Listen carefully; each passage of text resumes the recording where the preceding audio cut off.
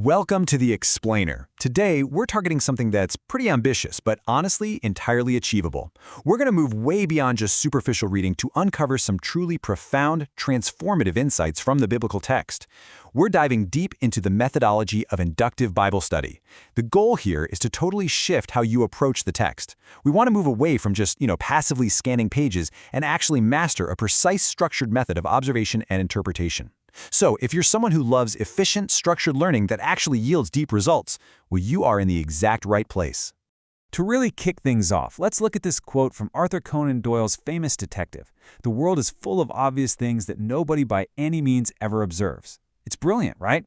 And it applies absolutely perfectly to our study of ancient texts. You know how it is, we just get so accustomed to what we expect to see, mostly because of familiarity or because we've heard it a million times before, that we literally read right over these incredible obvious truths that are just sitting right there on the page. Time and time again, the absolute most profound insights come from simply pointing out things that were always there. We were just blind to them. Why does this matter for you? Well, because until we actually strip away those blinders, we're really just reading echoes of our own thoughts. And today, we're going to change that. Okay, let's dive into this. Here is our roadmap for today. First, we'll hit the philosophical convictions, the inductive mindset, and the spiral of communication. After that, we'll shift gears into the actionable methods, the art of observation, identifying general materials, and finally, naming specific materials. Let's start with Section 1, the inductive mindset, precision, clarity, and profundity. Now, to actually find that profundity, we've got to avoid the trap of thinking that keeping things broad is somehow safe. It's not. Broadness really just equals superficiality. Literary scholars often describe the Bible as being thick, meaning it's robust, it's layered, it's incredibly deep. So getting precise and specific is absolutely crucial. It's the ultimate key to true originality. But what does originality actually mean in this context? Well, the legendary Princeton professor Howard Tillman Quist used this fascinating analogy that just hits the nail on the head. He said the work of an interpreter is not like the work of a composer. It's much more like the work of a conductor. The biblical author, the composer, they create the meaning. Your job as the inductive reader, the conductor, isn't to go in and invent new ideas that aren't even there. Your job is to rigorously, powerfully recreate and reproduce the original meaning. It's about drawing out the profound depths that already exist on the page and, performing them beautifully. Let's move right along to Section 2, the spiral of communication, understanding and revealing. You see, understanding the text and communicating the text, they aren't two separate events. They actually fuel one another in this really beautiful spiral of growth. Honestly, you don't truly understand something until you've given yourself the task of communicating it to someone else. And what exactly are we communicating here? We're communicating a text that offers a radical, alternative view of reality. The book of Hebrews famously describes the Word of God as living, active, and sharper than a two-edged sword. We don't really know our own inner selves until this thick, robust text completely opens us up. James later calls it a mirror. It doesn't just reveal God to us, it uniquely and powerfully reveals us to ourselves. Back to Howard Tillman Quist for a second. When he taught the book of Jeremiah with this kind of inductive depth, his class was reportedly so moved by the sheer power of the reproduced word that when the class ended, for a full half hour, nobody could even move to leave the room. I mean, no way, right? But that is exactly the kind of transformative power we're aiming for here. All right, Section 3, the art of observation. This is all about overcoming the power of expectation. Now, what's really interesting about this slide is how we actually go about stripping away those blinders we talked about earlier. Observation happens in 3 descending steps. Step 1 is surveying the book as a whole, the macro survey.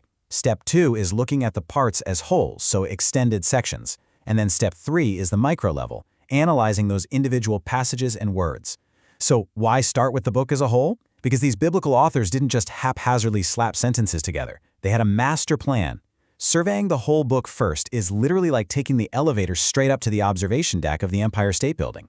You stand back and you map the entire neighborhood from way up above before you ever decide to start walking down a specific street. You absolutely have to know the neighborhood of a passage to actually understand its setting. Which brings us to Section 4, identifying general materials, basically categorizing the primary focus. So while you're standing up there on that observation deck, you have to ask yourself what the primary concern or general material of the entire book actually is. And notice how elegantly ancient writing can be categorized into just 4 major focuses. First up, ideological. The primary concern is ideas. Think of the book of Romans or Job. Job isn't primarily a character study, right? It's an exploration of the idea of the suffering of the righteous. Second, historical. The focus here is on events, like Amos or Numbers. Third, biographical, focusing on persons, like Ruth or Genesis. And fourth, geographical, where the focus is on places. A really great example here is Joshua. Joshua isn't primarily about the person of Joshua, it's really about the conquest and division of the land. The land is what gives the person of Joshua his significance, not the other way around. Same thing with Exodus. It's primarily about the geographical movement from Egypt to Sinai. And this illustrates exactly why we do this. Why identify the primary material? Well, because it totally focuses your interpretive lens and prevents massive critical errors. Let's look at the book of Romans again. Abraham is mentioned in Romans, sure, but because we know Romans is ideological, it's focused on ideas, we know we absolutely shouldn't do a biographical character study of Abraham right there. He's only being mentioned to serve the larger idea of justification by faith.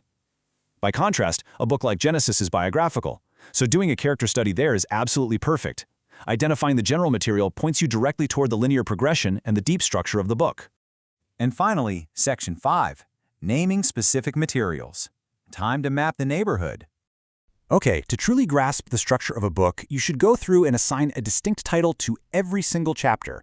The ultimate goal here is to be able to think through the entire linear progression in your head without ever opening the text.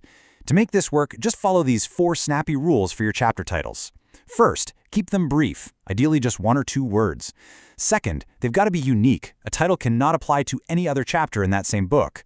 Third, keep it simple. Try to find one unifying idea, even if the chapter kind of covers a few different things. And fourth, and honestly, most importantly, it must be associative and deeply personal. I mean this. There is no such thing as a wrong chapter title. The absolute best title is simply the one that helps your specific brain recall the content. When you do this, you're going to find yourself making these profound structural connections while you're just driving your car or working in the garden. And that's precisely because you've successfully mapped the text directly into your own mind. So we've covered the inductive mindset, the spiral of communication, and those essential macro-level survey techniques of identifying and naming materials. And it all comes back to this, stripping away our blinding expectations so we can finally see the profound depth that was always right there. So I'll leave you with this provocative thought. As you approach your very next reading, what obvious truth is waiting in the text for you to finally observe it? Put on the hat of the conductor, step out onto that observation deck, and go find out.